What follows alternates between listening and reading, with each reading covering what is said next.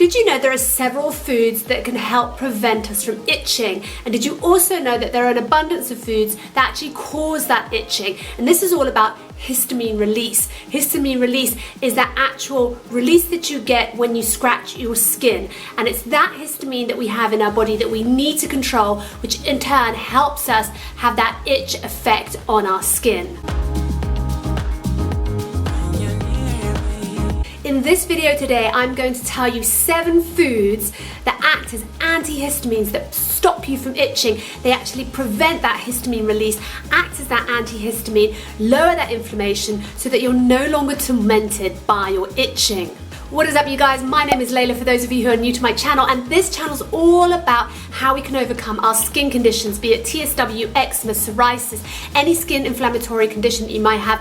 This is the channel to be watching. Now, a few months back, I did make a video about 10 foods to avoid if you want to overcome that itch, so go ahead and check out that video right here.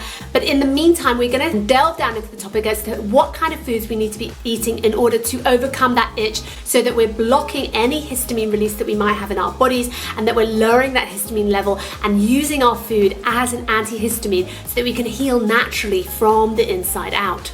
Having gone through topical steroid withdrawal myself and having had lifelong eczema, the key to overcoming my skin condition was really all about my histamine and my histamine intolerance.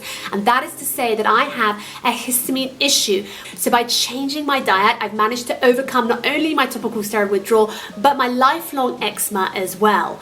And in this video today, you too can take out many different pieces of information from my video and from the rest of my content as to how you can overcome that itch so that your skin can start to heal itself. Now, obviously, there are many other contributing factors towards our skin condition, but our diet is really the core to everything. If we can get our diet right, then we're actually building up a great stomach lining inside our guts, really creating that brilliant biodiversity that we need to have in our guts so that we're producing our own probiotics, so that we're able to manifest good stomach acid so that we're no longer itchy and we're actually beginning to heal our skin. By all means, I can understand that there are lots of other contributing factors to our eczema and our skin conditions, such as stress, such as other products that we come into contact with on a daily basis, but the diet is really key. So if you can get on top of your diet, you really are almost halfway there.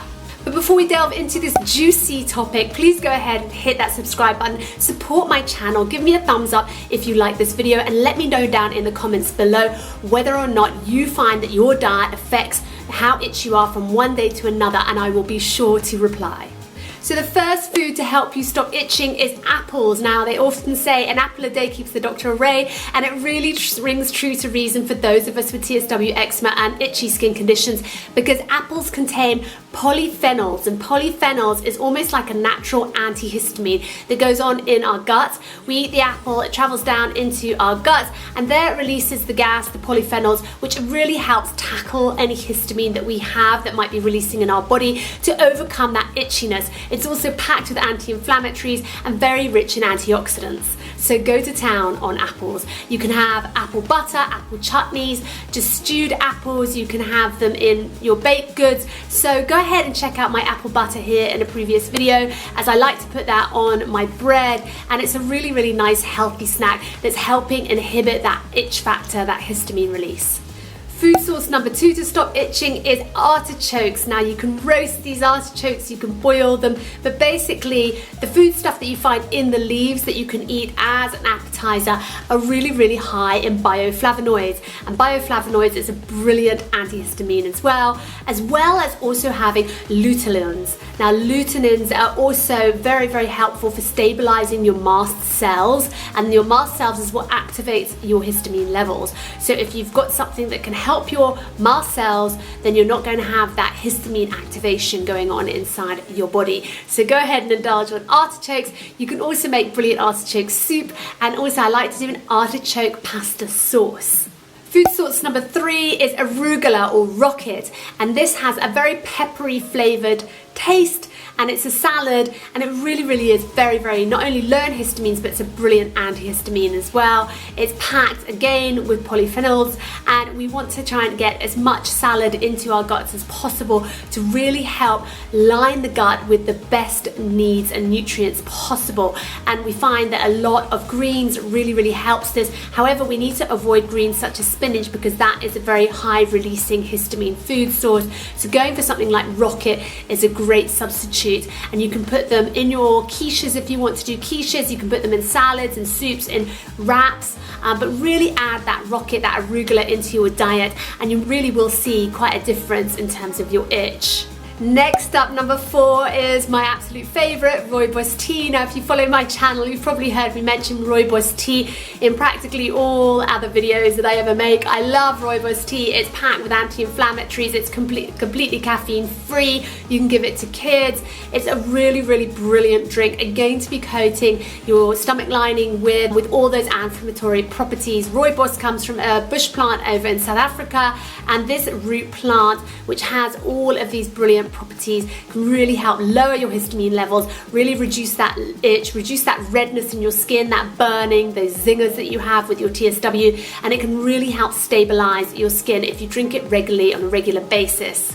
You can serve Rooibos tea hot or cold. In the summertime, I like to infuse some fresh apples into it, have it on ice. It's really nice to have as an iced tea, and in the winter, I just have it as a regular hot tea, keep me warm and cozy. You can add a little bit of rice milk if you like, and you can infuse it with a few of your favorite fruits that are also low in histamine, such as pear or apple or some blueberry. Food source number 5 is pomegranates. Now, pomegranates is a brilliant Mediterranean superfood, again full of polyphenols, lowering that histamine level, lowering that desire to itch, taking away that itchiness, allowing us to sleep, all of these brilliant things that we need to do in order to overcome our itching, and once again full of antioxidants, brilliant anti-inflammatory properties. So go ahead and check out pomegranates.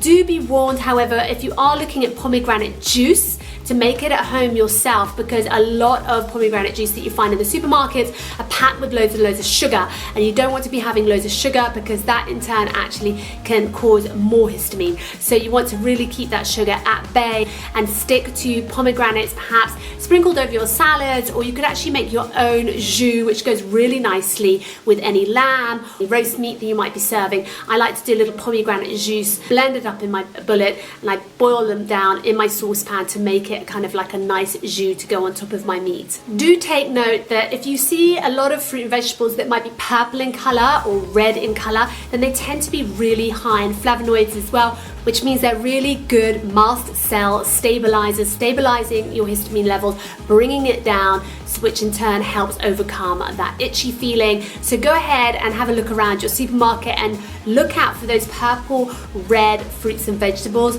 Next up is my best friend, ginger. I could not have got through TSW without a little bit of ginger, because you can use it for so many different things. You can slice it up and put it in hot water and have like a ginger tea. You can juice with it with apple and carrot, which is one of my faves. It is packed with antioxidants.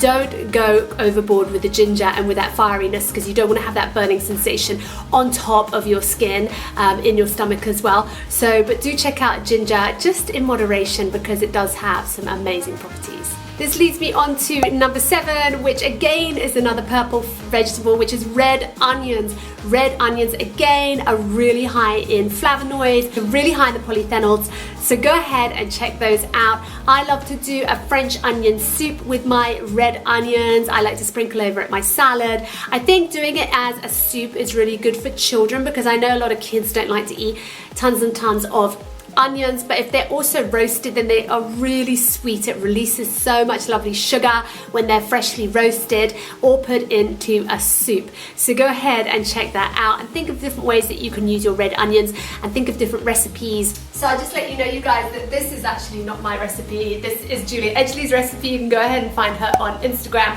where she does a really good French onion soup. Probably in a few weeks to come, I'm going to do an autumn vegetable cook-off for having a low histamine diet so that we can overcome an itch this winter, because I think it's the perfect time to be overcoming our TSW and really cracking down hard on our healing. Also with red onion, it contains quercetin, and quercetin is like a natural antihistamine. It actually blocks that histamine release, which in turn, of course, helps reduce the itching. So go ahead and check out quercetin in lots of different food groups and incorporate them into your day-to-day diet. And at the same time, check out quercetin as a supplement that you can also take to help block that histamine, to help overcome that itch.